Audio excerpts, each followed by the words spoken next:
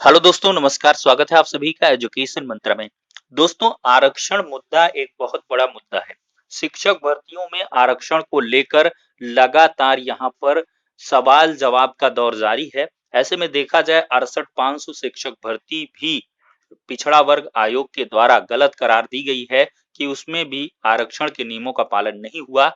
और यहीं पर देखा जाए तो 69,000 भर्ती जो उसके बाद आई, वो तो विवाद का एक पुलिंदा है, क्योंकि इसको लेकर सैकड़ों दिनों से ज्यादा का संघर्ष लखनऊ के इको गार्डन में चल रहा है। और इसको लेकर जो विभिन्न संगठन हैं, विपक्ष हैं, सब लोग यहाँ पर तत्कालीन सरकार को घेर रहे हैं। लेकिन यहाँ पर देखा जाए तो पिछले दिनों केशव प्रसाद मौर्य जी के द्वारा भी स्टेटमेंट दिया गया कि आरक्षण का जो हल है वो निकल चुका है और इसकी जल्द अनाउंसमेंट की जाएगी। और आज उम्मीद थी कि अनाउंसमेंट होगी, लेकिन अभी तक हो नहीं पाई है।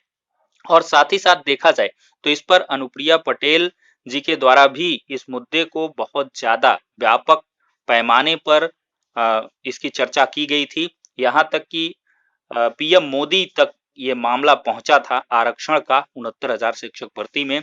और इसके साथ ही अमित शाह जी के द्वारा भी इस मुद्दे पर उनसे भी वार्तालाप किया गया था। तो आप देख सकते हैं कि आरक्षण की संवेदनशीलता कितनी ज्यादा है।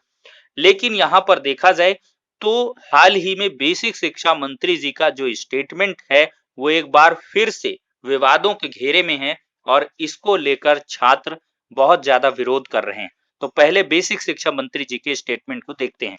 18,598 पदों के सापेक्ष इस श्रेणी के 18,598 अभ्यर्थी चयनित हैं। बार बार वहां से कहा जा रहा है कि नहीं है, नहीं है। समाप्त करिए पूरा। जिसमें विशेष आरक्षण के 8,755 अभ्यर्थी भी शामिल हैं।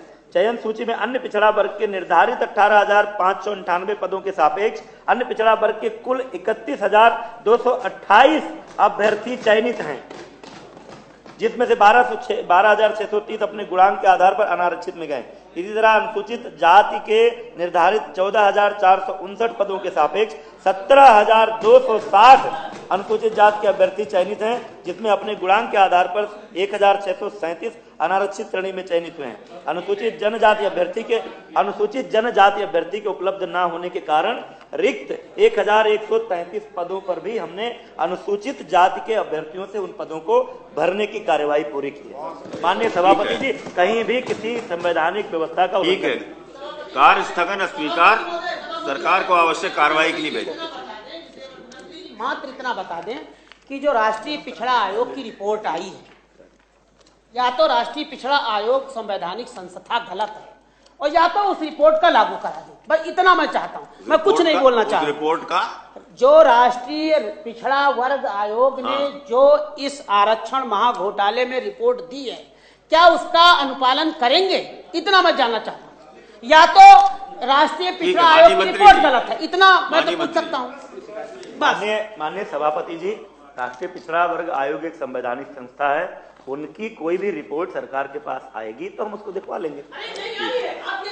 दीजिए, मेरे पास रिपोर्ट नहीं है, हो गया। मैं इतना माननीय सभापति महोदय, ना आएगी तो दिखवा लेंगे। नहीं, इतना कह दे नहीं आई है। माननीय सभापति महोदय, राष्ट्रीय पिछड़ा आयोग की रिपोर्ट है। माननीय सुरेश कुमार कश्यप तो बोल दी। तो यहाँ पर दोस्तों आपने देखा किस प्रकार से बेसिक शिक्षा मंत्री जी ने वही पुरानी बातों को रिपीट किया है कि आरक्षण जैसी कोई अनियमितता नहीं हुई है। लेकिन जब राष्ट्रीय पिछड़ा वर्ग आयोग की रिपोर्ट के बारे में कहा गया तो उन्होंने कहा कि जब रिपोर्ट आएगी तब देख लिया जाएगा। लेकिन हकीकत ये है कि रिपोर्ट बहुत पहले आ चुकी है और उस पर अध्ययन भी हुआ है और उसी के साथ यहाँ पर फैसला लिया गया है कि कुछ ना कुछ यहाँ पर आरक्षण में विसंगतियां हुई हैं। अब वो किस स्तर पर हुई हैं, किस पैमाने पर हुए हैं, उसका डिस्क्लोजर होना था। तो न्याय विभाग पर भी फाइल गई थी, उसके अनुसार भी बहुत सारी चीजें हुई थी और उसका जो खुलासा होना था वो बहुत जल्द होना था, लेकिन पता नहीं क्यों पेंडेंसी है। तो देखते हैं कब इस पर जो है फाइनल बयान आता है, या देखा जाए तो उत्तर प्रदेश सरकार के द्वारा क्या इसका हल निकाला गया है। क्योंकि विभिन्न समाचार पत्रों में भी इसको लेकर बहुत ज्यादा न्यूज आपको देखने के लिए मिली थी, लेकिन बेसिक शिक्षा मंत्री जी का ये स्टेटमेंट कि कोई भी किसी भी प्रकार की अनियमितता नहीं है, सब कुछ ठीक-ठाक है और पिछड़ा वर्ग आयोग को उन्होंने संवैधानिक संस्था माना है और कहा है कि जब रिपोर्ट आएगी तब देखा जाएगा, हम उसको देख लेंगे। तो इसको लेकर बहुत ज़्यादा विरोध हो रहा है और जो आंदोलनरत छात्र हैं, उनका भी कहना है कि ये स्टेटमेंट कहीं न कहीं बहुत गलत दिया गया है। तो दोस्तों इस पर क्या कुछ आपका कहना है? अपनी राय कमेंट में अवश्य दें। नेक्स्ट वीडियो में मिलते हैं।